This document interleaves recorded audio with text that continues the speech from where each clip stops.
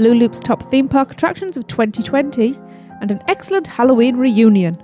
You are listening to episode 425 of the Unofficial Universal Orlando podcast.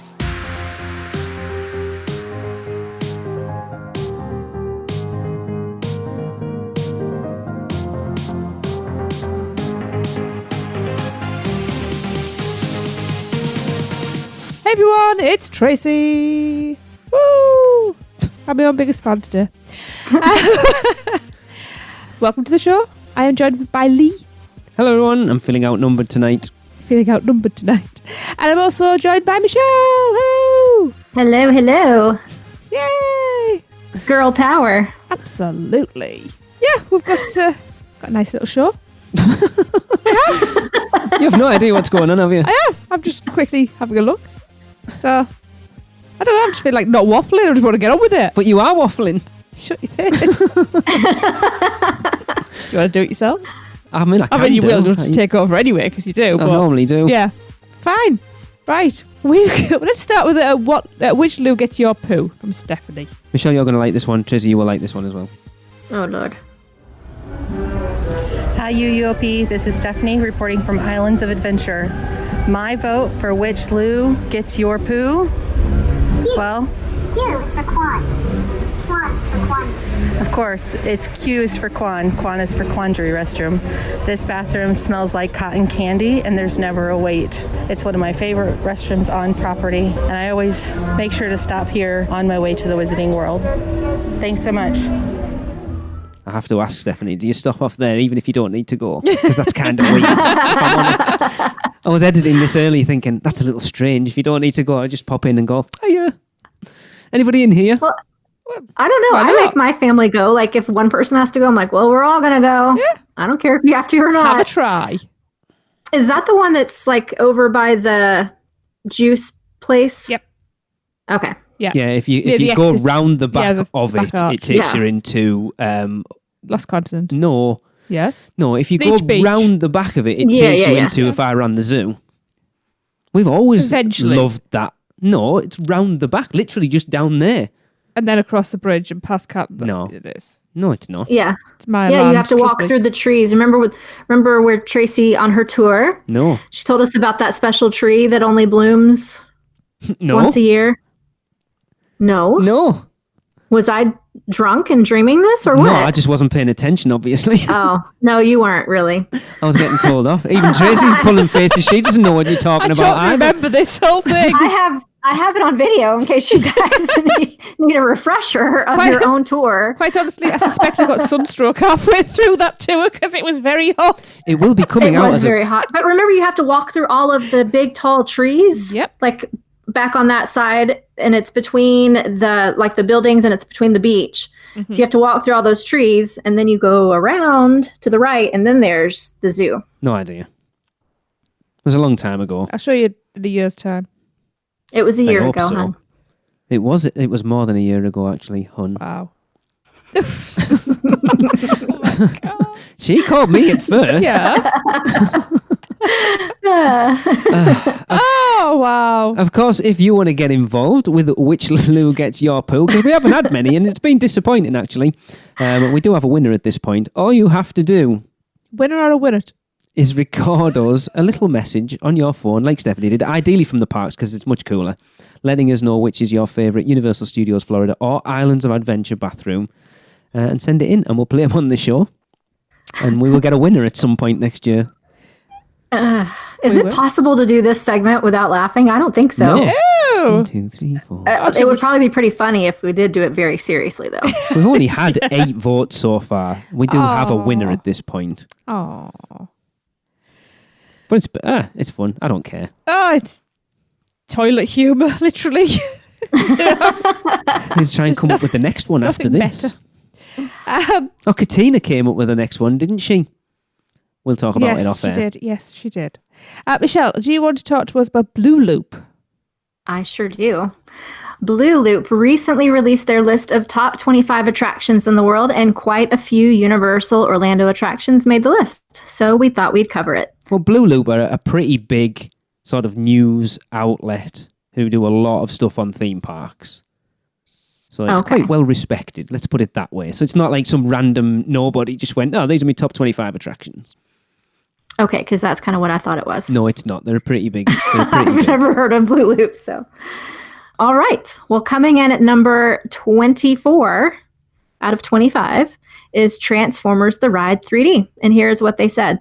Universal opted to reuse the dark ride technology that made its Adventures of Spider-Man ride so famous. It built 3 copies of this new attraction ride concept back-to-back from 2011 to 2013. A 4th version is also currently under construction. This is set to open at Universal Studios Beijing in 2021 and will allow guests to help the Autobots save the planet. Love Transformers The Ride 3D. It's a good one. It's better than the other one, in my opinion. Really? Yes. I didn't know that you thought that. Really? Do you not listen to our podcast? I get lambasted for it all the time. I prefer Transformers over Spider-Man. Do you not know? I guess I've never heard you say that. I've said it a lot. I've always heard you just love Spider-Man. Okay, I will say I think Spider-Man's the better ride, but I enjoy Transformers way more. Okay. I think I like Spider-Man more. Yeah, well, good for you. Mm-hmm. Me too. Yeah, good for the pair of you. It is. And the women stick together. Whatever. Yeah, we will. I'm quite happy with the next one because up at number 21 is my personal favourite Universal Orlando attraction, and that is Men in Black Alien Attack at Universal Studios Florida. I'm glad it's got some recognition. They said many interactive dark rides end up feeling like nothing more than a moving shooting gallery. However, Men in Black Alien Attack features a fun queue experience that reveals a hidden secret agent training centre within the theme park.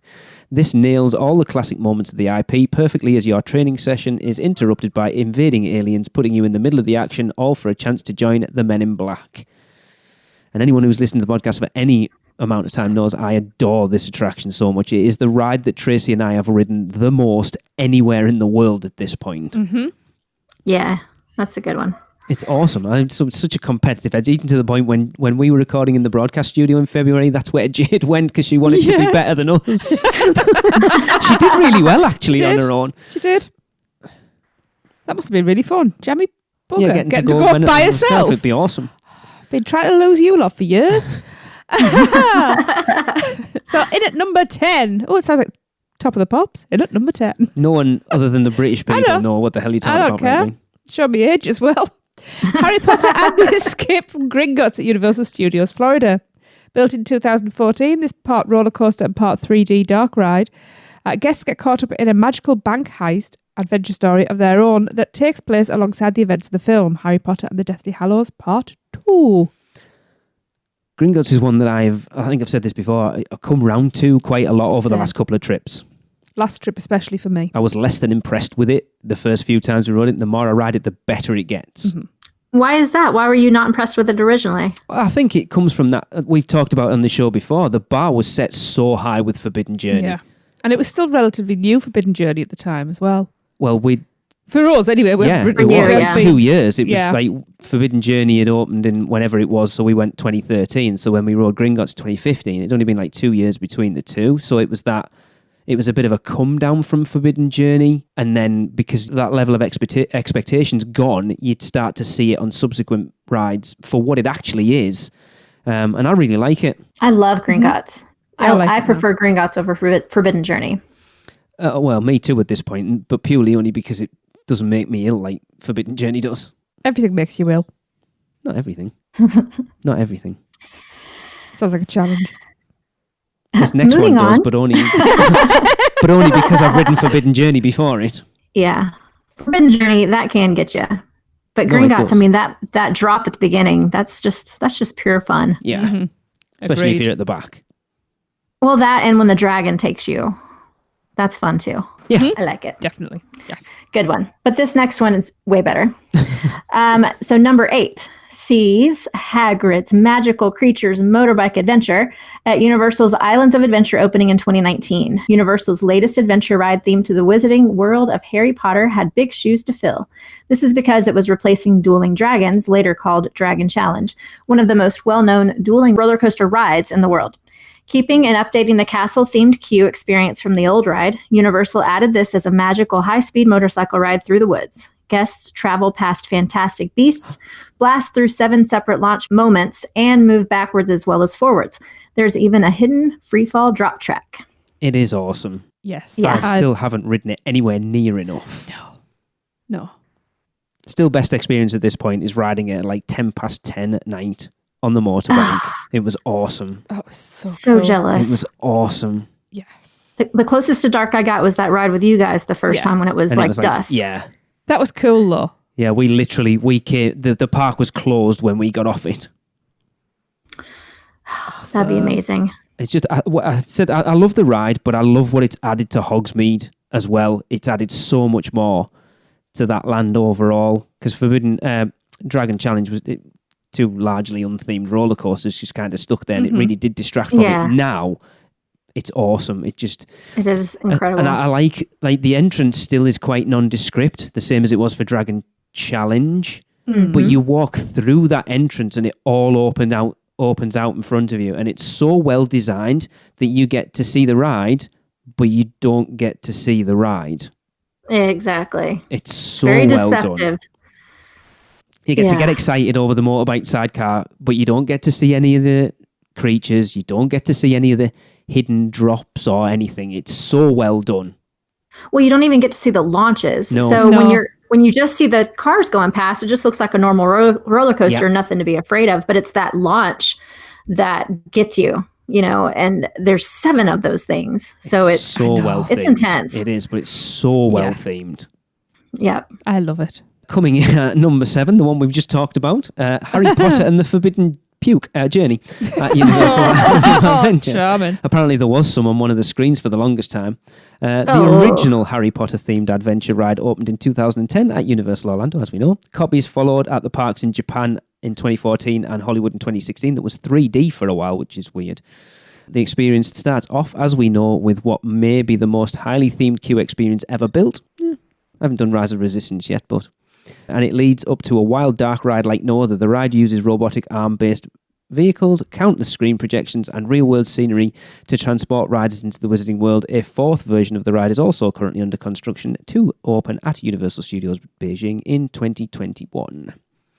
And I still can't get my head around how this attraction works, because apparently the screens are on a carousel, so you can have is it 3 or 4 on it at one go? I can't get my head around it. No, I don't understand. It's just those screen sections now. Yeah, my stomach goes. The one at the end, and the first bit when you swoop down over, you pass Hagrid and fly underneath. It goes, all right, you lot, you haven't seen a dragon, have you? And you fly underneath him and go. That my stomach goes. And then when you swoop low and fast over the Great Lake to go into Hogwarts at the end. My stomach just goes. It was actually Robin at the weekend that gave me a tip, because she said it does it to her as well. And she went, I know you're going to miss a little bit of it, but in fairness, the physical sets are better. Just close your eyes during the screen parts, which I did. And of course, you're missing it, but it's the difference between being able to ride it and not get sick. Right. Yeah. So that's what I was like, our first ride at like 9 o'clock on the Saturday morning of the weekend. That's what I did. So I've never tested it again since. Because obviously when we did it the first time, before we rode Hagrid's, obviously I'd been up since like 4 a.m. in the morning. My body thought it was like 9 p.m. at that point. I'd barely drank for like 3 hours. So you already weren't feeling well, though, to be honest. I'm putting it down to that at that point. Yeah. But it does. I've heard a lot of people say that it started to get to them. I don't know whether it's just because the definition on the screens hasn't been upgraded or anything, which you could probably do with. Yeah, they are getting a bit ropey. Could do with a 4K conversion, but it's still still it could awesome. also be that we're getting older. Well, I mean, there is that as well. We are getting older, Michelle. No. I mean, she's not wrong. Just the portrait off in the attic. Yeah. Right. Well, finally taking the number 1 spot. This surprises me. Doesn't? Me too. Not me. The Amazing Adventures of Spider-Man at Universal's Islands of Adventure. So number 1 on the list of the top 25 theme park attractions is The Amazing Adventures of Spider-Man. Many said this was the best dark ride on the planet when it opened in 1999. And it's only got better after a complete upgrade in 2012. I didn't realise that was that long ago. Yeah, it was just after we started the podcast. Yeah. The upgrade added 4K projectors with newly updated animation to match. And the attraction is the perfect mixture of screens and real scenery. And it's the only ride I've ever seen that seems to put the riders into the middle of a comic book action adventure. That's a quote, not my opinion. Yeah. I do like it's nostalgic as well now because it's been there forever. My biggest issue is the 4K projection. The digital 3D isn't as good as, I've said this many, many times on the show, the digital 3D isn't as good as the old school film 3D. So you look at the 3D effects on T2 3D before that closed, it was starting to look ropey, but in its heyday, you got proper come out at you. Yeah, proper 3D. Which is what these attractions are all about. Yeah. And now the digital 4K 3D is the same as going to the cinema or going watching it on a 3D TV. It's not about coming out. It's about adding depth to it. It's about like you're looking through a window rather than it coming out at you. And it doesn't work for these theme park attractions because that's what it's about. It's about putting things in your face. So it doesn't work as well. Before they did the 4K upgrade, the drop at the end, I used to dig my feet into the bottom of the vehicle every time because I genuinely felt like I was falling. Yeah. And now I don't. Yeah. Because of that 4K projection, it's not the same. Yeah, you're right. It could use a refurbishment too. Almost every single time. I would say 90% of the time that I ride it now, it breaks in some way. Really? Yeah. Whether it be like the ride itself just freezes or the audio goes off or some aspect of it like the fire or something isn't working. It's really been lacking for the past at least year, I would say. Okay. That's sad. So it surprises me that it still hits the number one on a list. You hear enough people talking about Rise of the Resistance at this point, and for Spider-Man, I don't actually know where Rise of the Resistance was on this list. I wonder if it is influenced by that nostalgic feel then. I haven't ridden Rise of the Resistance, so I can't attest to that ride and how it compares. I mean, Spider-Man is, when you look at it, how good it still is, having been open now for 21 years. And the fact that they've cloned it with Transformers is testament to how good that ride system is.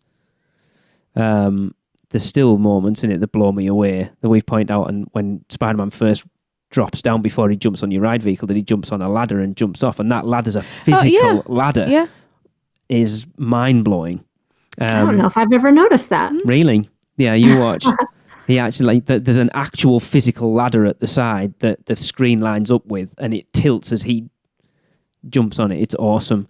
Because one of the first times we ever rode it, it broke down. Rise of the Resistance is number 5, apparently.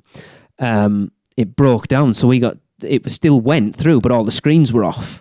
And to see that from a point of view where none of the screens are off, it shows you how easily the brain is fooled. Because the bit when you get blasted by Doc Ock's anti-gravity gun, you barely tilt maybe 25 degrees. And it's all the fact that the buildings at the side are on like they're moving. Like rollers type. Yeah. And then the screen and blasting air down on you, all that put together to fool the brain that you feel like you're actually being lifted up is still awesome to this day.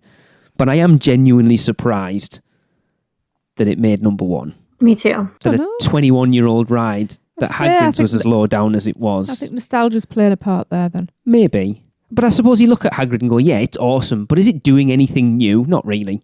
It's just a roller coaster. Well, they're all just rides at the end of the day. Well, You're going to be like to that. me, I think it's doing something new. It's got 7 of those launches. You're riding on a motorcycle. But I've done that before. It has the drop track part. Yeah, I've done that before. Oh, I haven't. It does nothing that we've never done before. Yeah, but that's in the UK. Cheetah Hunt is launches, the drop track we've done on 13 at Alton Towers, the spiky backwards sections, all of that. We've done pretty much all of that before. It's not doing anything that's unique. It's just kind of. But then saying that it's combining all of those. But then Rise together. of the Resistance is exactly the same. We said that when we watched the ride throughs of Rise of the Resistance. It's not doing anything new. It's just a combination of every theme park technology that's been built to this date to create this immersive Star Wars story. Well, if that's how you feel, we'll cancel next year and save some money. No, I want to go to Horror Nights. That's all been done before. No, that's technically, no, it's all new though. That's the thing. It's still no scares for you. Hagrid's combined all of that, and it made it very themed. There aren't a whole lot of like super themed actual roller coasters in the world, so all of that combined, I think, makes it pretty unique. Yeah, but I agree with their list of saying it's not. It shouldn't have been in the top 3. Not number 1. Yeah. Yeah, when you're talking about the top theme park attractions in the world, yeah, I understand why it's not. But it's interesting how they put Transformers so low down, and yet they're virtually the same ride. Like, surely you should put that at number 2, because it's like, if one's 1, then that should be 2, because they're both the same attraction. But they are. It's exactly the same attraction. Obviously, people feel differently about it. It may be the same attraction, bare bones, but it's different films.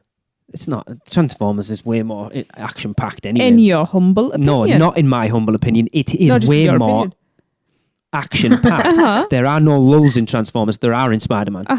But your argument is still falling flat I don't because care. people disagree with you. People always disagree with me. I'm used to it by now. Oh, but you still keep talking. Yes, I know. Anyway, while I shut Lee up, so there's no Seth this week, as he hasn't been at the parks this week and he's a little busy. So I am just going to get straight on with the Producers Club birthdays. And we have 2. And the first one is, I'm going to hash this name up. Just pronounce it as I say it. I would. I'm so sorry, Jason. But happy birthday for October the 28th to Jason Montagut. Or is it Montagu? Montagut. Jason, lovely Jason, it is your birthday. Happy birthday. Happy birthday. Happy birthday. It's just been to Universal. Oh, good birthday present. And then on November the 1st, we have the equally lovely Chris Natalini's birthday. Happy birthday, Chris! Happy birthday, Chris. Happy birthday, Chris. Thanks for booking with me. Hey.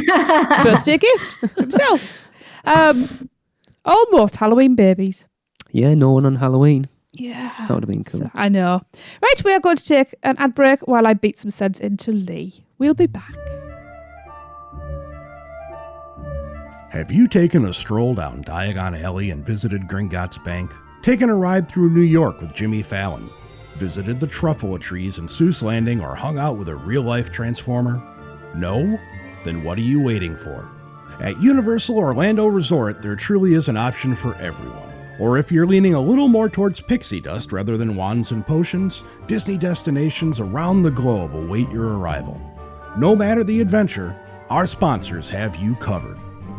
Be sure to let the experts at Mouse & Muggle Travel Company take care of all your travel needs, earning the distinction of being an earmarked agency specializing in Disney destinations, as well as becoming one of the first to be named a U Preferred agency with Universal Parks and Resorts Vacations. Mouse & Muggle Travel Company will ensure you receive top-rated customer service. Just visit mouseandmuggle.com to fill out a no-obligation quote request, or send your request to info@mouseandmuggle.com. Their team can take care of you no matter where in the world you want to go. With a flick of their wand and a little bit of pixie dust, the process will be so seamless, some might even say it's simply magical. Welcome back. We are now very happy to be joined on the show by Jason Surrell to discuss We Party On, Bill and Ted's excellent Halloween reunion. Hey, Jason. Hey, how are you guys doing? We're good. How are Good you? to have you back on. Yeah. Well, it's great to be back on. It's great to be anywhere at this point. I hear you. Before we get into talk about this, it's interesting. The one thing I love that COVID has done is make people look at things in a very different way and coming up with different ways of doing things. And I think what we're going to talk about right now is another one of those things that's kind of come out of the situation that we found ourselves in right now. You are absolutely right in probably more ways than you know. Mm-hmm. Interesting. Yeah. Wow. Well, yeah, and what I mean by that is, in the early days of quarantine, so I think I left the office for the last time in March, and that sort of is what triggered our period of quarantine and exile over here. I started thinking as the months dragged on and we got into maybe, I think, May, I thought, what would be really fun would be to try to do a FaceTime Live or a Zoom call or something that could reunite members of the cast and crew of my old Bill and Ted shows, because we're talking, 25 years plus at this point. So I started talking about it with a few friends and a few of my old cast members. And the more we talked about it, several people said, there might be interest in something like this beyond just our little group, because back when I was doing Halloween Horror Nights, it was almost like, the Little Rascals or, Mickey Rooney and Judy Garland putting on a show. as opposed to the giant juggernaut that it became. Yeah. But with the extensive fan base that both Halloween Horror Nights in general and Bill and Ted in particular have, people started to tell me, you might want to consider doing that publicly, because some of the fans might want to hear some of those stories, especially considering that our shows that we did aren't really readily available, like so many of the more recent ones. And then after we started talking about it being public, we thought, well, wait a minute, if we're going to do that, let's try to help people. Let's see if we can do it as a fundraiser to benefit some of the very people who put on these shows who have been impacted by COVID, because as you know, Orlando has been devastated by the pandemic. And we just thought this might be a way to try to raise some money to give something back to the people, our cast and crew, who have given so much of themselves over the years to everyone that comes to visit us here in Florida. And that's really how it started. Yeah, it's interesting because we've been in lockdown, we've been watching the Reunited Apart that Josh Gad did with the Lord of the Rings and the Back to the Future, and it's that kind of thing. Yeah, that was a huge inspiration. I'm glad you brought that up, because I found myself looking forward to the Josh Gad shows as one of the few points of light, kind of the bright spots throughout the summer. And I just found myself getting so nostalgic. Yeah. And then you would get excited about the next one, like, oh my gosh, I can't believe they're doing Back to the Future. Oh my gosh, they're doing Ferris Bueller. And the way they were handled and executed was just so great. It really was. And the odds of something like that happening in person anywhere as a special event are slim. Even more so with what we're doing. You would never get this kind of group of people together again at one time in one place. So this was really the only way to go. And it was very much inspired by Reunited Apart and some of the other things like that people have turned to for comfort throughout this whole thing. Yeah, it's kind of like with us doing the podcast. It's been that way. It's a way of connecting with people when you can't be around people. Right. Yeah, absolutely. And, I've started having individual phone calls to confirm people and things like that. And then, you already start tumbling down memory lane. I was on the phone yesterday with a guy named Chris LIBSYN, who's now a filmmaker and very accomplished Hollywood stuntman. He was one of my original bills, and he's also one of my best friends. But we started tumbling down the rabbit hole of stories, and had tears in our eyes. We were laughing so hard, and I finally had to say, "Stop!" It's kind of like Johnny Carson or David Letterman, where they're like, "Let's save it, for Thursday." Yes. We know those when you get people on the podcast and you end up, the 5 or 10 minute chit chat beforehand, you end up talking about stuff and it's like, whoa, hang on, no, we need to stop when this is recorded. We're not recording yet. Yeah. Right. And then you're like, well, we've talked about that. I'm bored now.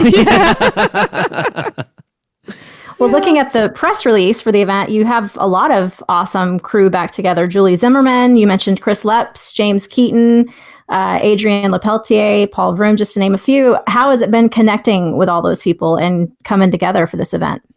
It's funny because with certain people like Chris and James, we were never really out of touch. Yeah. So it's fun to come together again in this context. Julie will forever be one of 3 significant people in my career without whom I would not have had a career. And I personally feel that as the years have gone by, she's been a little bit overlooked, with her contribution. She's the co-creator of Halloween Horror Nights itself, but the creator of Bill and Ted. And so she's not only a central figure in my life and someone for whom I have a great deal of love and affection, but I'm just excited to get her out there again. And I know she's been doing a little bit more in recent years, but I'm really excited to get her out there again with Adrienne, with me, with some of the cast, just as a thank you, if nothing else, because, this is really her baby. And, I mentioned this thing started as kind of a private thing for us. And when it started to get a little bit bigger with the possibility of doing it for people, that was when I made the decision to cover the 90s in general, because, originally it was just going to be a private thing. So it made sense just to stick to the shows that I did. But we had to include Julie and Adrian as the original. Julie thought of it, and Adrian was the first director, because we wanted to make it comprehensive. So now it's really, you're getting the 90s, but you can't do that without Julie and Adrian. Well, we've had Julie on the show 3 or 4 times at this point, and she was kind of part of. We hosted an event. Michelle, the travel agent, kind of put it all together last year that Julie came to us. She came to Scare Actor Dining with us. She actually did the first 2 houses at Horror Nights with us last year. She's a sweetheart. And she was amazing. So switched on going to those houses. Like, she, even though she hasn't been to Halloween Horror Nights since she left Universal, she walked through those houses. I've talked to people who were there going through the houses with her. She still knew how those houses were set up, was pointing out where every boo hole was, where everything was. She just lit up walking into those houses. It's fabulous. It is unfortunate once you know how the sausage is made. It's like, I love going but it's kind of like, I go into the houses at this point, honestly, more to just soak up and really enjoy the production design. Yes, we're the same. Again, having been, part of it, you're like, okay, I have a pretty good idea what's going to happen. And then when they do get you, you're that much happier, because you're like, oh, you got me, and I theoretically should know where it's coming from. But, for me, the fun is, oh my gosh, I'm in the Overlook Hotel. I'm in the Doyle house at the end of Halloween. I'm in the Freeling house from Poltergeist. So for me, it's become more about immersing myself in some of my favorite horror movies, because nobody does it better than Universal then and now. And it's, HHN is the premier Halloween event in the world. It can't be touched. Yeah, and it's absolutely killing me at the moment. We would have been heading out there next week if things had have all been normal. We would have been out there next week for Horror Nights. Yeah, I'm thrilled that the company opened 2 of the houses to day guests, just so folks can get a little bit of that Halloween feel, because the event just has its own, as you well know, its own personality. It's got a certain smell, it's got a vibe, it's got a sound, and it's like, so part of me is like, how do I even know it's fall? If there's no Halloween. Yeah, but it's been a pleasure to see how it's grown, because like I said, when we were doing it, we were kind of the team that built it or helped build it into what it is. And now it's like, I tell people, you find yourself almost a little envious. Like, well, I wish I had all these toys in our toolbox. There's whole websites and merchandise now. It's like, I wanted that, But it's wonderful. And I love the fact that it's, 12 minutes from my house. And like everybody, I'm looking forward to next year. Oh, yes. Yes. Without a doubt. But this Thursday, we hopefully will be able to reconjure a little bit of that Bill and Ted magic. And, I'm just looking forward to it because, as we said in the press release, many of us have not seen each other in over 20 years. So I think that in and of itself is going to be exciting and just a lot of fun, certainly for us. And our hope is that will translate, for the audience, if there is one. I'm sure there will be. Yeah. Well, speaking about it then, Jason, what is the idea behind the reunion? What's it going to be? When people tune in, what are they going to expect? And I need to ask, how are you going to censor Adrian?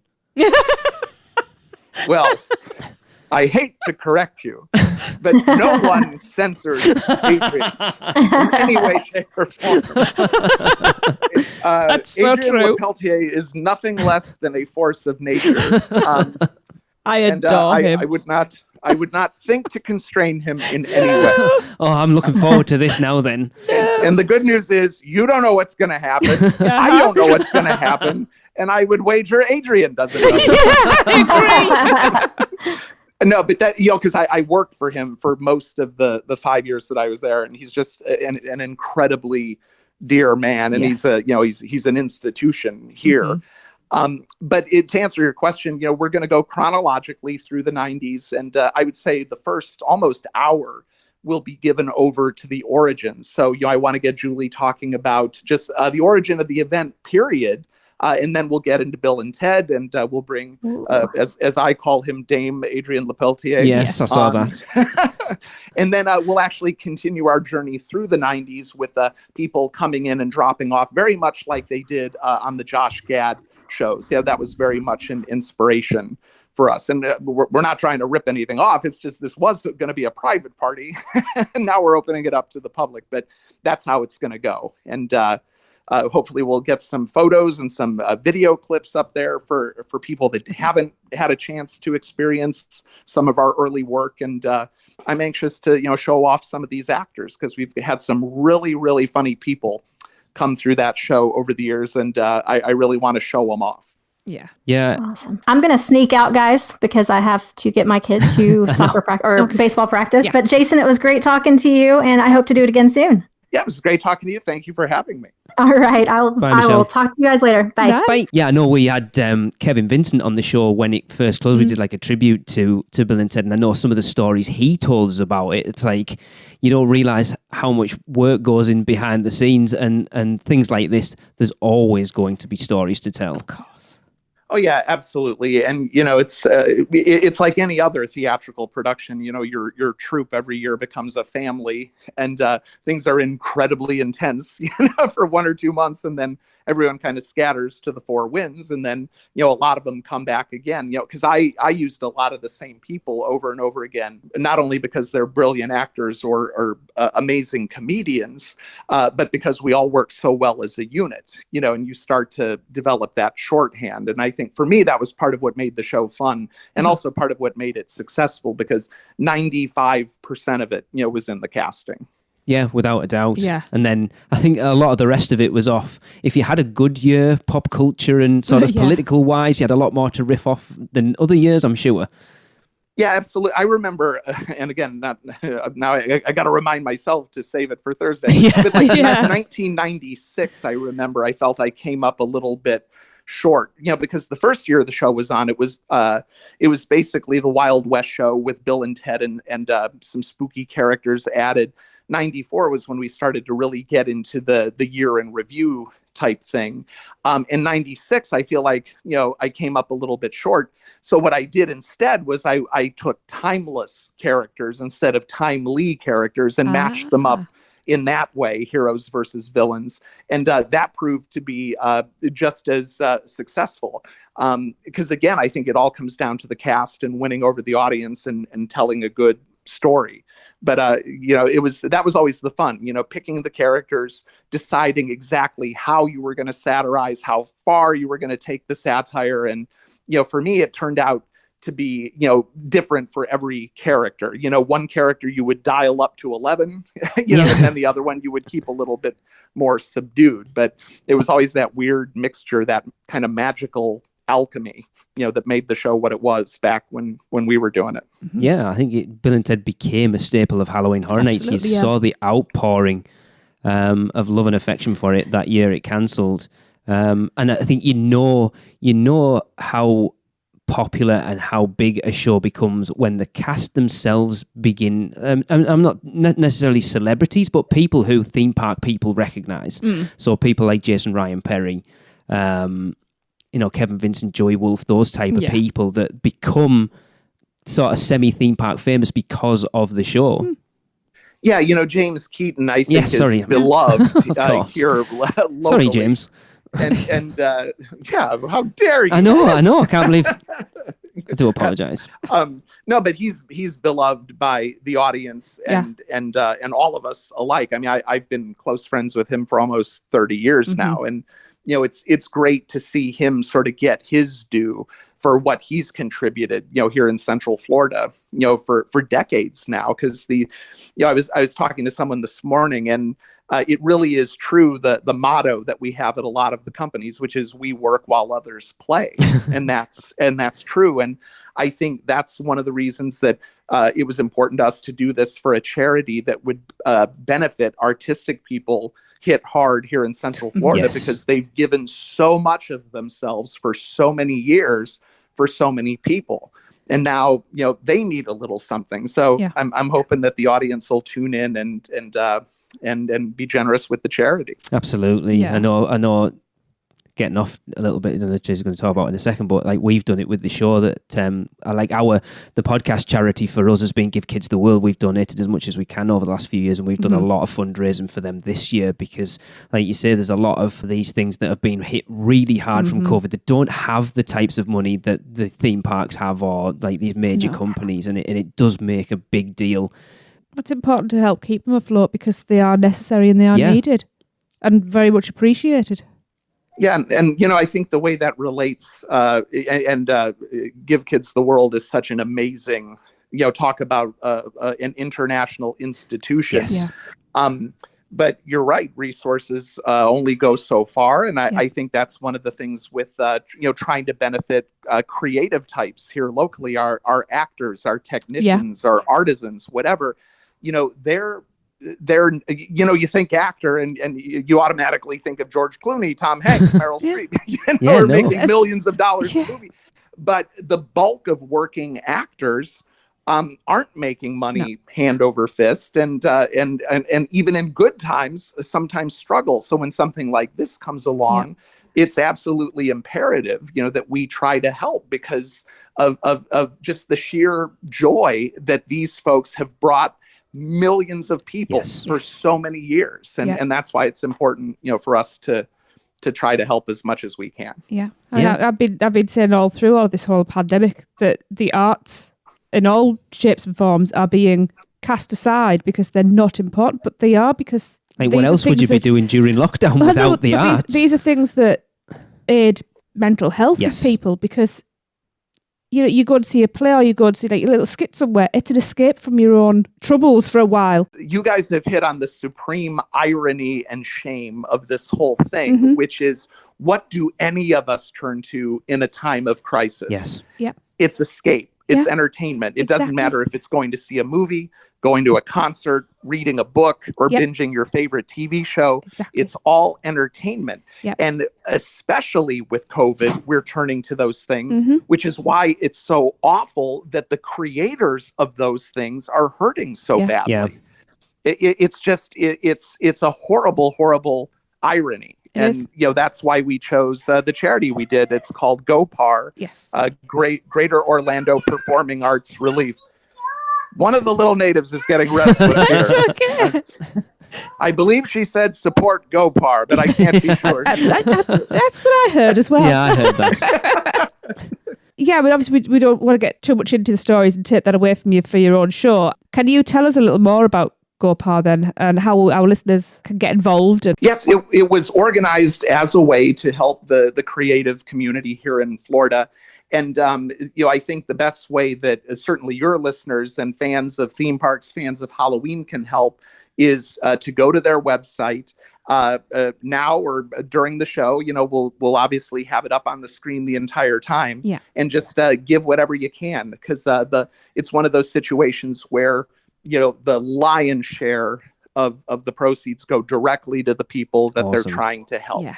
And that's the most important thing. We're going to have a wonderful time putting on the show, and I think it means something to all of us that we have a kind of a really cool reason that we're doing it now, beyond just our own reminiscing.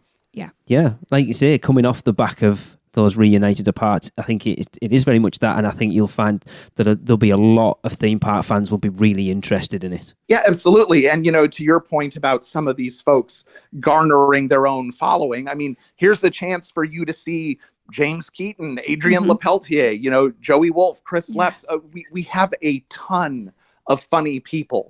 Julie is hysterically funny. I mean, to me, she's become kind of a Carrie Fisher type, this sort of elder statesman of the industry who just says whatever's on her mind. Yes. And you love her all the more. Oh, for yes. it. Absolutely. So, that right there is a reason to tune in, because you're going to laugh. Yeah. You're going to be entertained for 2.5 hours. I completely agree. Where can people get more information and watch this show, please, Jason? I would go to the Attractions Magazine website. It's going to be on their dedicated YouTube channel. I am the worst when it comes to technology. So I would just say everything you need to know is that Attractions Magazine, I'm assuming that's .com. I probably should know that, but think so. Yes, yeah, it is. Yeah. I'll post it all on our Facebook page Yeah. and our social media as well. So if you're looking for it, it'll be in the show notes for this. I made it very clear to everyone I will need something flashing on my screen that says click here in order to. And the whole thing's being stage managed. I mean, we have people that were actually members of the Bill and Ted crew who are actually helping stage manage this thing. awesome. And there are Zoom green rooms when you're waiting to go on, and Wow. all sorts of other things that I don't understand. And people were eager to help. You know, it's even people that didn't work on Bill and Ted. They're like, well, I want to be part of this. You know, and Wow.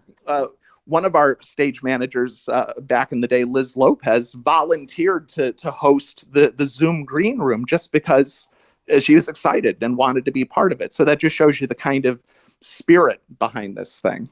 Yeah. Oh, that's Yeah, I think you look fantastic. at that Orlando, I know it's kind of not the theme park community, but it kind of is. That theme park community is so close-knit. And once you make a connection within that, we found it just from doing this podcast. Once you make a connection Yeah. to someone, that connection's there for life. Yeah. Yeah, absolutely. And it's funny because people talk about the competition at the corporate level and stuff like that. But when you get right down to it, it'll take our acting community. No one cares No. where anybody works. Everyone Exactly. loves each other Yes. and takes Yeah. care of each other and performs together. And that's the kind of spirit we're bringing to this thing, because there really are no boundaries, when it comes to the artistic community. It's great as well because you look at how many people, I think with Bill and Ted coming out, Bill and Ted Face the Music coming out this year, I think a lot of people were like, do you think we'll get Bill and Ted back at Horror Nights Yeah. this year? And in a way, you're kind of doing it. Yeah. It was funny because that did factor into the thinking, because we're sitting here like, well, they're back on the big screen. Yeah. They're not going to be on stage. In fact, there is no stage because events are being canceled left and right. We don't even know if there's going to be trick or treating. So at least we can get a dose of Bill and Ted into people's lives and have some fun and do some good, while doing it. Absolutely.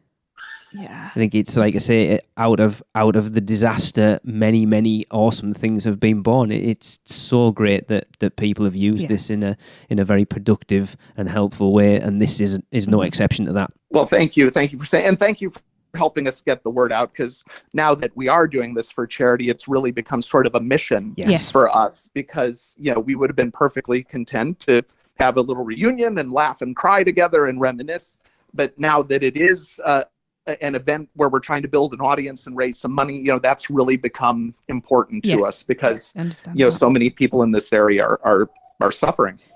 Yeah, definitely. We have a lot of friends in that area, in the Orlando area. Like, we know a lot of people you've mentioned already. We have a lot of friends in that, so obviously we want to help out as much as we possibly can.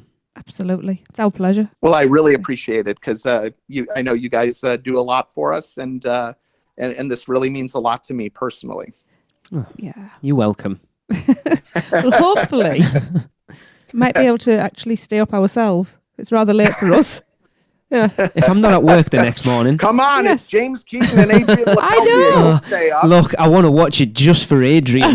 No offense watch to everyone Ron. else, but We could do 2.5 hours with just Adrian, no problem. I'm sure. That's the issue, is going to be reining some of these folks in. Yeah. Well, I've got no school the next day, so I should be all right. I could be a lazy student the next day. you could. You're expected to go into class with bloodshot eyes and Exactly. hungover. Yeah. You'll have a LaPeltier hangover. Oh, I It's don't know how to COVID. You handle get the that. excuse for doing school from home now. Oh, don't. It's bad. Like, this was for charity. Give me a break. I had to tune in. Absolutely. Obviously, we wish you all the luck with it. And we hope you raise Thank you. so much Yeah, money. thank you very much. That means a lot, and hopefully, plenty of people will be listening Yes. to hear what it was like doing Bill and Ted way back in the day. Yes. I'm sure they will. They will. Thank you very much for having me. It means a lot, You're welcome. and I hope you enjoy the show. So yeah, that will wrap up the show. That's going to do it for another podcast. We'll be back next week, but for now we will end with another listener submitted Universal Is, and this one comes from Jason himself. Now, if you want to be involved, just drop us an email to podcast@uuopodcast.com, letting us know what you think Universal is in 3 words or less. It's not as easy as you think. So, Jason, it is over to you. Well, the one I came up with, I think, was very clearly designed with the conditions we're living in now. Yes. And to me, it's Universal is forever. You know, we have a series of billboards in town that promote the park, you know, like smiles are universal, happiness is universal. So I kind of flipped it on its ear a little bit for Universal is. And I say Universal is forever because no matter how things look now, how bleak things seem to be with impacts to theme parks and theater and concerts and any and everything you can imagine, this is going to be short-lived and things are going to come roaring back. Here in Orlando, the parks already are back. Yes. And, you know, they're limping along right now because conditions are a bit rough, but they're not going anywhere. The industry is not going anywhere. Entertainment's not going anywhere. And the things that we provide, escape, comfort, and reassurance, aren't going anywhere. So for me, Universal is forever. Awesome. That's perfect. Yeah. Okay, guys, we will catch you next week. Guess that wraps things up for another Unofficial Universal Orlando podcast. You guys did all right. Follow us on Facebook, Instagram, Twitter, YouTube, and Pinterest, keyword UUO Podcast. Listen and subscribe to us on Apple Podcasts, Spotify, Google Podcasts, Stitcher, or anywhere podcasts are found. You can find our blog at uuopodcast.com. Send us your spews, which Lou gets your poo recordings, questions, or comments to podcast@uuopodcast.com. Check out our friends, the Theme Park Duo, and our awesome sponsors, Mouse and Muggle Travel Company. So, until next time, don't give up your day job. Say cheese! See you later!